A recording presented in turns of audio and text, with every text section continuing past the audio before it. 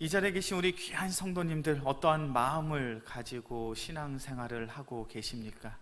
아마 오늘 오전에도 예배를 드리고 또 주일 오후 예배까지 이 자리에 나와서 예배를 드리는 우리 성도들의 마음속엔 신앙생활 잘해야지라는 마음을 가지고 신앙생활을 하고 계실 거예요.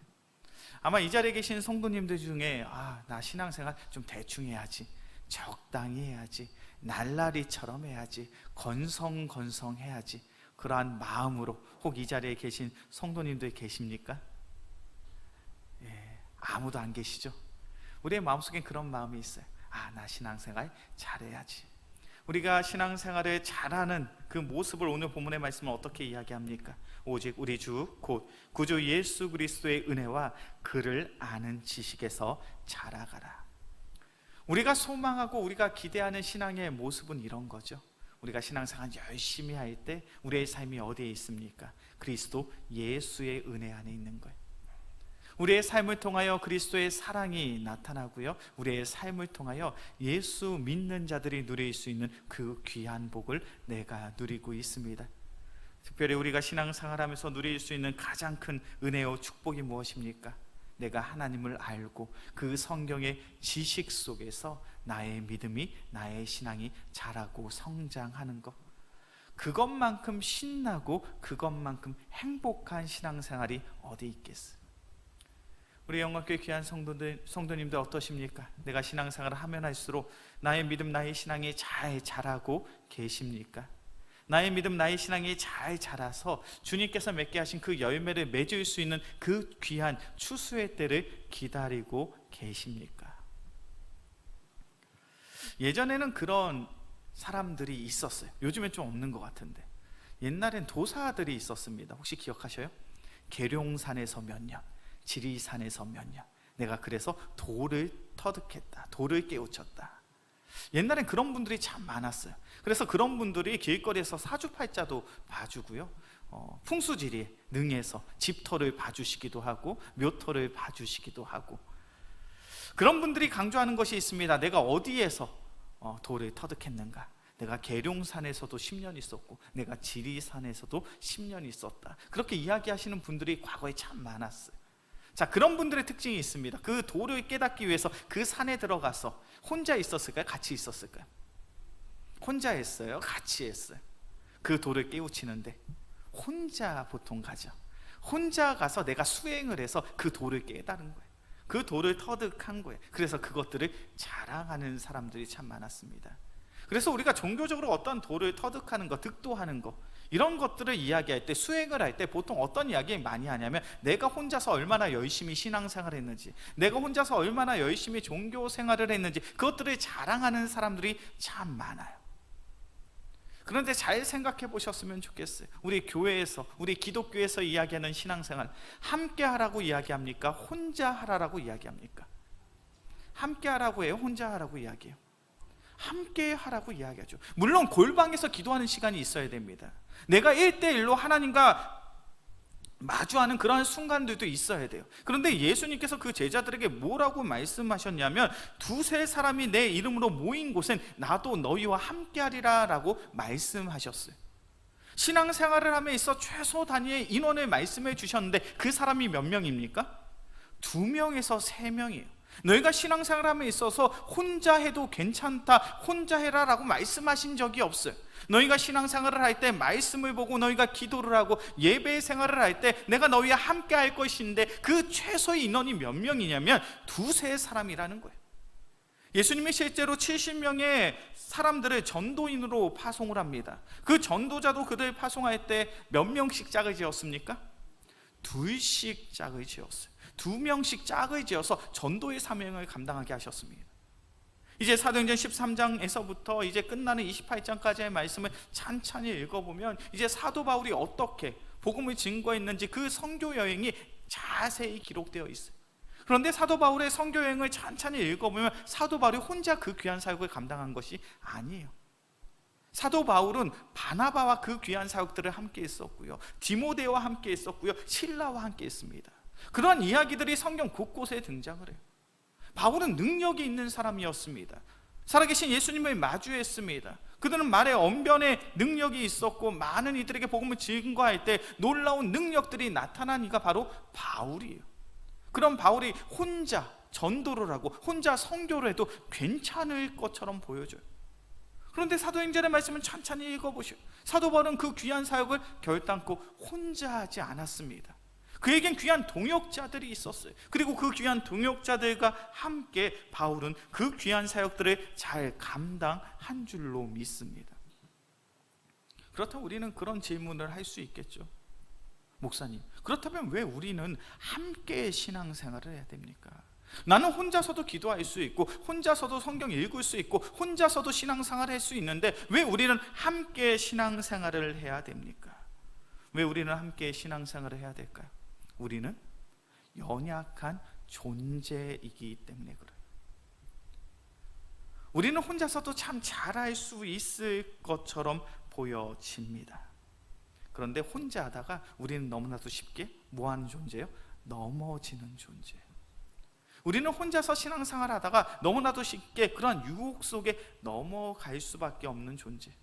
우린 너무나도 게으르고 나태한 본성을 가지고 있어서 열심히 신앙생활을 하다가 쉽게 무기력해지고 쉽게 넘어질 수 있는 그러한 존재인 줄로 믿습니다. 그렇게 성경의 말씀을 보면 사도 바울은 우리의 그러한 모습을 본질상 진노의 자녀라고 표현해요. 그게 어떤 표현일까요? 우리의 마음속에 죄악된 본성이 있는 거예요. 말씀을 보는 것보다 스마트폰을 하는 것이 더 재밌고, 기도하는 것보다 친구와 노는 것이 더욱 재밌고, 예배 자리에 나오는 것보다 여행 가는 것이 더욱 즐거운 그런 삶을 살아가는 존재라는 거예요. 하나님 앞에 나와 영적인 것을 하는 것이 우리의 삶 속에 유익이 되고, 하나님 앞에 나와 영적인 삶을 살아갈 때 세상에 줄 수 없는 평안과 기쁨이 우리의 삶 속에 있다는 그 사실을 알고 있음에도 불구하고 우리는 세상에 있는 것을 더욱 좋아하고 세상에 있는 삶을 더욱 소망하는 그러한 연약한 존재라는 거예요. 그래서 우리가 절대로 잊어서는 안 되는 것은 우리가 홀로 신앙생활을 하잖아요. 그러면 우리는 어떻게 됩니까? 우리는 쉽게 넘어져요. 우리는 쉽게 좌절합니다. 우리는 쉽게 절망합니다. 그러한 이야기가 바로 성경 속에도 등장하고 있어요. 우리 말씀을 한번 찾아볼까요? 열왕기상 19장 4절입니다. 우리가 잘 알고 있는 믿음의 선지자, 능력의 선지자가 넘어져 버렸어요. 열왕기상 19장 4절의 말씀,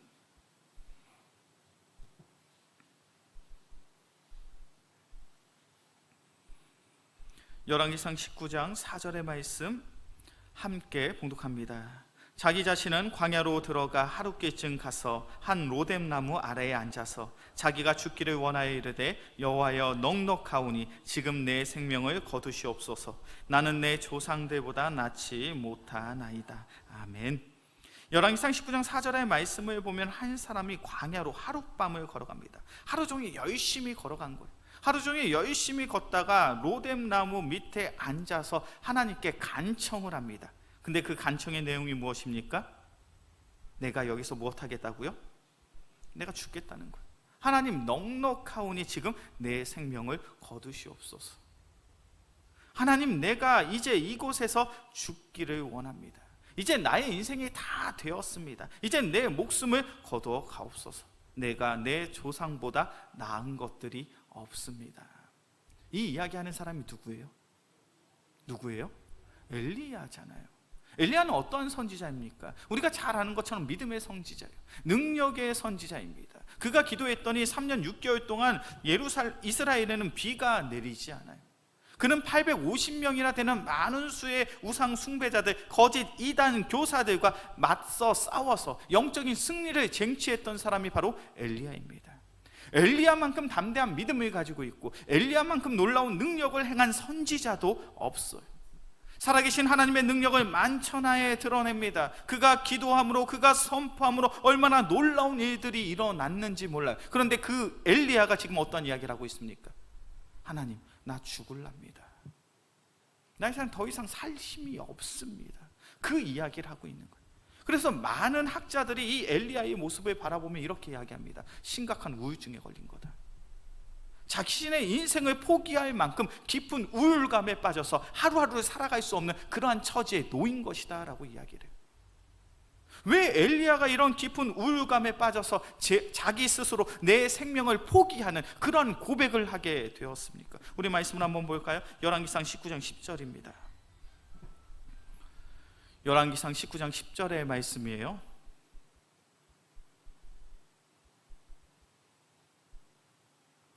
함께 봉독합니다. 그가 대답하되 내가 만군의 하나님 여호와께 열심히 유별하오니 이는 이스라엘 자손이 주의 언약을 버리고 주의 제단을 헐며 칼로 주의 선지자들을 죽였음이오며 오직 나만 남았거늘 그들이 내 생명을 찾아 빼앗으려 하나이다. 지금 엘리야가 고백하고 있는 것이 무엇입니까? 내가 열심을 다하여 하나님의 일을 했는데 하나님의 언약, 하나님의 그 모든 제단들이 다 사라져버렸고 이제 하나님의 일을 할 수 있는 사람이 누구만 남았다고요? 나만 남았다고요. 이제 나 혼자 하나님의 일을 감당해야 되는데 이것이 너무나도 괴롭고 힘듭니다. 그냥 이제 나 죽을랍니다. 지금 엘리야가 고백하고 있는 것이 무엇입니까? 이제 나 혼자만 남아 있습니다. 나 혼자서 하나님의 사역을 감당할 수 없습니다. 왜 두세 사람이 함께 모여 있는 것이 중요할까? 만약 엘리야의 삶 속에 모세에게 아론이 있는 것처럼 바울에게 디모데가 있는 것처럼 그 귀한 믿음의 동역자들이 있었다면 엘리야가 이렇게 눈이 녹아내리듯이 그의 심령, 그의 마음이 녹아내려졌을까요? 아니요, 그렇지 않았을 거예요. 근데 그는 홀로 그 사역을 감당하다 보니 이렇게 넘어질 수밖에 없는, 이렇게 쓰러질 수밖에 없는 거예요. 우리의 신앙생활도 동일한 줄로 믿습니다. 요즘 우리가 살아가는 시대를 가리켜 개인주의, 이기주의적인 시대라고 이야기를 합니다. 그래서 혼자 하는 것을 참 좋아해요. 언제부터인가 다른 사람들과 만남을 가지며 함께 무엇인가를 하는 것을 참 힘들게 생각하는 그러한 시대에 우리가 살아가고 있습니다. 그렇게 신앙생활도 그렇게 생각해요. 내가 교회에 들어가서 어떤 구역에 소속이 되어서 어떤 전도에 소속돼서 함께 무엇인가를 하는 거 참 귀찮고 힘든 일이에요.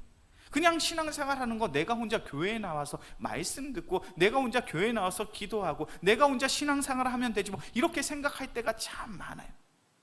그런데 그렇게 혼자 신앙생활을 하면 어떻게 된다고요? 우리는 넘어질 수밖에 없다고요. 우리는 쓰러질 수밖에 없다고요.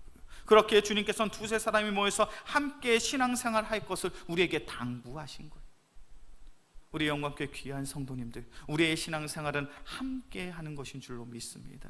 그렇게 우리 영광교회가 이제 하반기를 시작하면서 구역 모임을 갖는다는 것이 얼마나 중요하고 얼마나 귀한 것인지 몰라요. 구역 모임이 무엇입니까? 우리가 함께 신앙생활을 하자는 거예요. 연령이 비슷하고 환경이 비슷한 사람들이 함께 모여서 우리가 일주일에 한 번 모임을 갖습니다. 그것이 구역 모임이죠. 그래서 많은 이들이 이 구역 모임이 별거 아닌 것처럼 생각하는 이들이 참 많아요. 아니, 목사님 신앙생활 교회에 나와서 주일날 예배 잘 드리면 되지 뭐 주중에까지 이렇게 나와서 구역 모임까지 하면서 그렇게 나의 시간을 허비하면서 소비하면서 신앙생활할 필요가 어디에 있습니까? 목사님 저는 구역 예배 안 드려도 구역 모임 안 해도 신앙생활 잘할 수 있습니다. 만약 우리가 그런 생각을 가지고 신앙생활을 한다면 큰 오산이에요. 지금은 잘할 수 있겠죠. 나의 삶이 평탄하고 나의 삶에 큰 문제가 없을 때, 그럴 때는 잘하는 것처럼 보일 수 있어요. 그런데 우리의 삶 속엔 고비가 있죠. 내가 감당할 수 없는 삶의 문제들이 있습니다. 그럴 때 내가 혼자 신앙생활을 한다면 우린 너무나도 쉽게 넘어질 수밖에 없는 존재. 그렇게 우리가 신앙생활을 하면서 구역 모임이 중요할까요? 중요하지 않을까요? 구역 모임이 너무너무 중요해요. 왜요? 구역 모임을 통해서 우리는 함께 신앙생활을 할 수 있으니까. 특별히 오늘 오후 예배는 하반기 구역 개강 예배로 우리가 함께 모였습니다. 이제 이번 주부터 구역 모임이 시작이 된다는 거예요. 이제 이번 주부터 구역 모임을 시작해서 우리가 영적으로 더욱 연합함으로 신앙생활을 하자는 거예요. 이런 귀한 구역 모임 속에 우리가 반드시 가져야 할 신앙의 자세, 신앙의 마음이 있어요. 우리 말씀을 한번 볼까요? 골로새서 3장입니다. 골로새서 3장 11절부터 14절까지의 말씀이에요. 우리가 구역 모임을 하면서 반드시 가져야 할 신앙의 모습, 신앙의 자세입니다.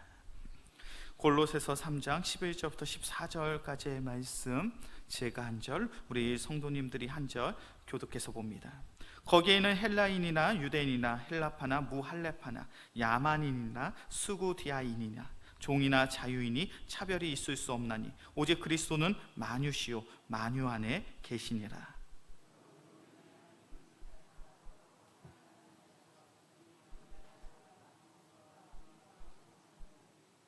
누가 누구에게 불만이 있거든 서로 용납하여 피차 용서하되 주께서 너희를 용서하신 것 같이 너희도 그러하고. 아멘. 골로새서 3장 11절과 11절부터 14절까지의 말씀을 보면요, 사도 바울이 전제하고 있는 것이 있어요. 그것이 무엇이냐면 교회 공동체에는 참 다양한 사람이 있다는 거예요. 특별히 11절의 말씀을 보니까 거기에는 헬라인도 있고 유대인도 있습니다. 그곳에는 할레파도 있고 무할레파도 있어요. 그곳에는 야만인도 있고 수구디아인도 있고 종도 있고 자유인이 있습니다. 당시 유대인들의 교회 속에는 유대인들만 있었던 것이 아니에요. 그 교회 속에는 당연히 유대인들도 있었고요, 헬라파 유대인들도 있었습니다. 헬라파 유대인이라는 것은 유대인이지만 로마의 문화와 로마의 가르침을 따르는 사람들이, 단순히 교회 안에는 그런 유대인들만 있었던 것이 아닙니다. 우리가 사도행전 9장의 말씀을 통하여 이방인 가운데서도 귀한 경건한 사람 고넬료가 있었다라는 말씀을 전해드렸죠. 이방인들 가운데서도 예수를 믿고 교회 안에 들어온 이들이 있었어요. 초대교회 가운데는 다양한 인종의 민족의 사람들이 있었습니다. 그리고 그곳에는 할레파도 있었고 무할레파도 있었어요. 할레파가 무엇입니까? 우리가 신앙생활 할 때 율법을 잘 지키는 것이 중요해 라고 이야기하는 사람들이 있는가 하면 무할레파, 아니야, 예수님이 오심으로 말미암아 우리의 모든 율법이 새로워졌는데 굳이 우리가 구약의 율법을 따를 필요가 없지. 그런 무할레파도 있었어요. 야만인도 있고 수구디아인도 있었습니다. 야만인은 무엇입니까? 무지한 사람들, 글씨도 모르는 그런 문맹의 사람들도 있는가 하면 오늘 본문에서 이야기하는 수구디아인은 유목민족의 사람, 약탈을 하고 남의 것을 빼앗고 그러한 일을 하는 그런 폭력적인 사람들도, 약탈을 꾀하고 도둑질하는 그런 사람들도 교회 공동체 안에 있다는 거예요. 교회 안에는 참 다양한 사람이 있어요. 그런데 이 다양한 사람 가운데 우리가 가져야 될 신앙의 모습이 무엇이라고요? 골로새서 3장 12절부터 14절까지의 말씀, 우리 다시 한번 찬찬히 읽습니다. 12절부터 14절까지 함께 봉독합니다. 그러므로 너희는 하나님이 택하사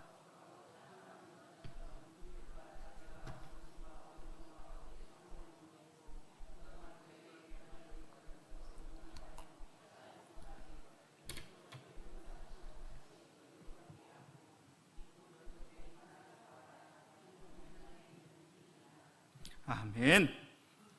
교회 공동체 안에는 다양한 사람이 있어요. 이 다양한 사람이 있는 상황 속에 우리는 어떠한 모습을 가져야 됩니까? 12절의 말씀을 보니까 사랑받는 처럼 하나님의 사랑이 충만하여서 다른 사람들에게 너그러운 마음을 가지라는 거죠.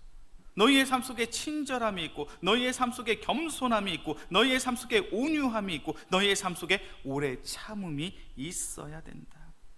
13절의 말씀을 보니까 누가 누구에게 불만이 있거든 서로 용납하고 서로 용서하고 서로를 섬기고 서로를 존중할 수 있는, 그래 14절 말씀 보니까 이 모든 것 위에 무엇이 있어야 된다고요?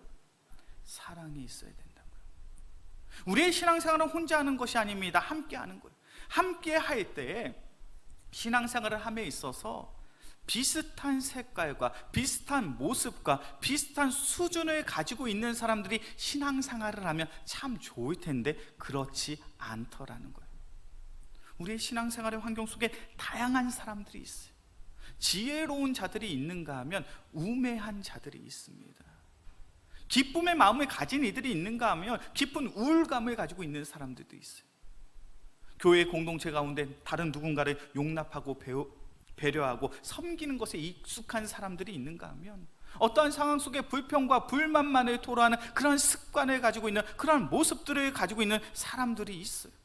교회 공동체 안에는 참으로 다양한 사람들이 가득합니다. 이 다양한 공동체 가운데 우리가 가져야 될 모습은 무엇이라고요? 그리스도의 사랑을 가지고 서로를 용납하고 용서하고 배려하고 존중하고 자비와 겸손과 온유와 오래 참음의 모습이 바로 우리에게 있어야 된다는 것. 우리 영광교회 귀한 성도님들, 우리의 모임 가운데 은혜가 있기를 원하십니까? 우리가 앞서 베드로후서 3장의 말씀을 본 것처럼 우리의 모임 속에 오직 하나님의 말씀을 통하여 우리가 영적으로 더욱 자라고 성장하기를 소원하십니까? 그렇다면 우리의 모임 속에 무엇이 있어야 될까요? 그리스도의 사랑이 있어야 돼요. 그리스도의 사랑이 있어야 우리가 영적으로 성장할 수 있고요, 영적으로 성숙해질 수 있고요, 그리스도의 말씀 안에서 우리가 바르게 자라고 성장할 수 있는 줄로 믿습니다. 반대 이야기를 해볼까요? 우리 영광교회 안에 사랑이 없다면, 우리 영광교회 안에 자비와 겸손과 온유와 오래 참음과 용서와 용납과 배려와 존중의 마음이 없다면 우린 영적으로 자랄 수 있습니까? 없습니까? 자랄 수 없다는 거예요. 오늘도 우리가 주일 오전 예배 시간을 통해서 예수님의 제자들의 모습을 살펴봤잖아요. 예수님이 십자가에 달려 죽으실 때 그 제자들, 예수님의 제자들은 어떠한 선택을 했습니까? 예수님의 곁을 지켰나요? 예수님을 떠나서 다 도망쳤나요? 다 도망쳤죠. 이제 예수님의 십자가에 달려 죽으셨습니다. 그러나 사흘 만에 사망의 권세를 이기시고 부활하신 줄로 믿습니다. 예수님의 제자들이 그 소식을 들었어요. 무덤가에 간 여인들이 이야기합니다. 예수님의 시체가 없어졌습니다. 그리고 우리가 천사를 만났습니다. 근데 그 천사들이 우리에게 이야기했습니다. 예수님이 부활하셨다. 그리고 예수님이 말씀하신 것처럼 예수님이 말씀하신 그곳에 가서 부활의 예수님을 기다리라고 그 천사가 이야기했습니다. 그때 제자들은 그 여자들의 이야기를 믿었습니까? 믿지 않았습니까? 여자들의 이야기를 믿지 않았어요. 그들의 고백을 믿지 않았습니다. 예수님의 입장에서는 화딱지가 날까요? 안 날까요? 화딱지가 날까요? 안 날까요? 화딱지가 났겠죠. 그 내용이 바로 마가복음 16장에 기록되어 있어요. 우리 말씀을 한번 찾아보겠습니다. 마가복음 16장 14절의 말씀이에요.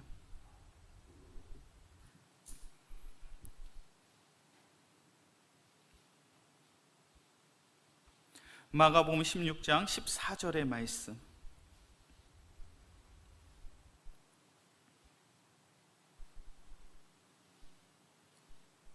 마가복음 16장 14절의 말씀 함께 봉독합니다.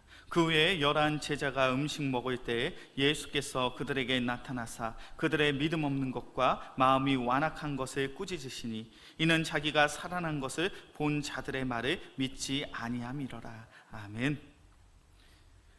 부활하신 예수님이 제자들에게 나타나셨습니다. 그런데 그 제자들을 어떻게 하셨다고요? 꾸짖으셨다고요. 그들을 책망하셨다고요. 어떤 문제 때문이에요? 그들의 믿음 없는 것과 마음이 완악한 것 때문에. 예수님의 제자들은요, 마지막까지도 부활의 예수님을 믿지 못했어요. 무덤가에 가서 예수님의 무덤이 비어 있다는 그 사실을 목격하고 천사를 만난 여인들의 이야기조차 믿지 못했습니다. 예수님의 제자들, 성공한 제자예요? 실패한 제자예요? 예수님 입장에서 성공한 제자예요? 실패한 제자예요? 그 정도면 실패한 거 아닙니까? 3년 동안 예수님께서 열심히 그들을 훈련했지만 마지막까지 믿지 못하는 그 제자들의 모습은 실패한 제자들이에요. 그렇다면 내가 3년 동안 이렇게 열심히 훈련했는데 실패했어. 그렇다면 어떤 선택을 하는 게 맞습니까? 얘네들은 꽝이야. 다른 애들은 내 제자로 삼아야지. 그렇게 하는 것이 맞지 않습니까? 그게 맞잖아요. 3년 동안 공생의 사역 가운데 내가 열심히 훈련했음에도 불구하고 믿음이 없는 그들에게 어찌 그 귀한 사역과 사명들을 맡길 수 있겠습니까? 그런데 예수님의 선택이 무엇이에요? 마가복음 16장 15절의 말씀, 바로 한 절 아래의 말씀이죠. 마가복음 16장 15절 함께 봉독합니다. 또 이르시되 너희는 온 천하에 다니며 만민에게 복음을 전파하라. 예수님의 제자들은 성공한 제자예요? 실패한 제자예요? 그들은 실패한 것처럼 보여집니다. 그런데 15절의 말씀을 보니까 예수님께서는 그들에게 무엇을 맡기고 계십니까? 귀한 사명을 맡기고 계셔요. 실패했다는 거예요? 성공했다는 거예요? 이 제자들 실패한 제자예요? 성공한 제자예요? 성공한 제자예요. 그들이 성공한 제자가 될 수 있었던 가장 중요한 이유가 어디에 있습니까? 원인이 어디에 있습니까? 예수님이 이 제자들을 무엇하고 계시는 거예요? 무엇하고 계시는 거예요? 사랑하고 계시는 거예요. 포기하지 않고 사랑하고 계시는 거예요. 누가요? 예수님이 그 제자들을 포기하지 않고 여전히 사랑하심으로 그들에게 귀한 사명을 허락하여 주십니다. 그리고 그때 예수님의 제자들은 참된 제자로 거듭나서 초대교회의 귀한 사도들이 될 수 있었던 거예요. 예수님의 제자들이 초대교회의 귀한 사도들이 될 수 있었던 이유는 바로 예수님의 사랑이 그들의 마음, 그들의 심령 속에, 그들의 삶 가운데 있었기 때문인 줄로 믿습니다. 예수님은 그 제자들을 포기하지 않으셨어요. 그 제자들을 여전히 사랑하셨습니다. 그리고 그 사랑으로 말미암아 이 제자들이 초대교회의 든든한 사도가 될 수 있었던 거예요. 이 이야기가 바로 골로새서 3장의 이야기예요. 이 모든 것 위에 사랑을 더하라는 이야기. 너희 교회 공동체에 참 다양한 사람이 많지. 어떤 사람은 너무 무식하지, 어떤 사람은 기본이 안 돼 있지, 어떤 사람은 예의가 없지, 어떤 사람은 생각이 없지. 그래, 그 모든 사람은 어떻게 하라고요? 사랑해야 돼. 그 모든 사람을 너희가 사랑하면 이 교회 가운데 성령의 은혜가, 복음의 열매가 맺어지는 거야. 특별히 이 자리에 우리 구역장님들, 총무님들이 계셔요. 구역장으로서 내가 그 귀한 사역 감당할 때 때로는 이 구역원들이 너무너무 나를 힘들게 할 때가 있어요.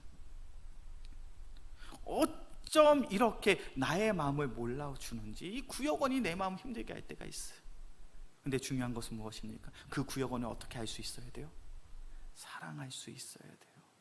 우리는 다양한 사람들이 모인 공동체, 이 다양한 이들이 모인 공동체에서 주님께서 허락하신 그 귀한 은혜와 성장과 부흥을 체험하기 위해선 반드시 그리스도의 사랑이 있어야 될 줄로 믿습니다.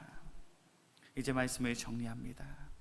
우리 영광교회 귀한 성도님들, 우리 영광교회가 더욱 좋은 교회가 되어질 줄로 믿습니다. 더욱 좋은 교회는 어떤 교회? 주님의 은혜를 누리고 말씀을 통해서 우리가 영적으로 자라고 성장하는 교회. 그런데 그런 교회엔 무엇이 있어야 됩니까? 사랑이 있어야 돼요. 영혼을 포기하지 않는 사랑. 우리 귀한 성도님들, 그 귀한 사랑의 마음을 가지고 올 하반기에도 열심히 구역 모임을 잘 감당할 수 있는 우리 귀한 영광교회가 되어지길 주의 이름으로 간절히 축원합니다. 그리하여 그 귀한 사랑의 마음을 가지고 우리가 함께 구역 모임을 열심히 하며 주님께서 허락하신 그 귀한 은혜, 오직 하나님의 말씀 속에 우리의 영이 새로워지고 우리의 믿음이 아름답게 자라고 성장하는 그 귀한 은혜를 체험할 수 있는 우리 모두가 되어지게 주의 이름으로 간절히 축원합니다. 기도하겠습니다. 사랑의 주님 감사합니다. 주님께서 우리를 사랑하시는 줄로 믿습니다. 그 귀한 사랑을 우리의 삶 가운데 나눌 수 있는 귀한 믿음의 성도들 되게 하여 주옵소서. 특별히 하반기 구역 모임이 개강을 합니다. 우리가 모일 때마다 그리스도의 사랑으로 모이게 하여 주시고 그리스도의 사랑으로 서로를 사랑할 때 주님께서 허락하신 귀한 복음의 열매, 사랑의 열매들이 맺어질 수 있는 우리 귀한 구역들이 되게 하여 주시옵소서. 이 모든 말씀 우리를 사랑하시는 예수 그리스도의 이름으로 기도합니다. 아멘.